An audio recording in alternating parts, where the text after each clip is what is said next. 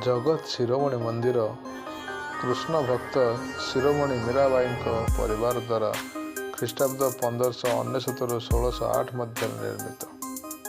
मेवाड़ राजा प्रथम मानसिंह राणी कनकवती यह पुआ जगत का निमंते निर्माण कराई। मंदिरटी 84 फुट उच्च और 4 महला।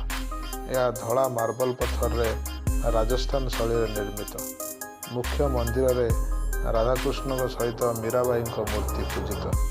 अन्य एक मंदिर रे मीराबाई और गिरिधर नागर विग्रह स्थापित।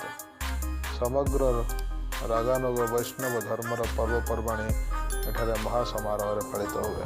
जय जगन्नाथ, जय गिरिधर नागर वैष्णव।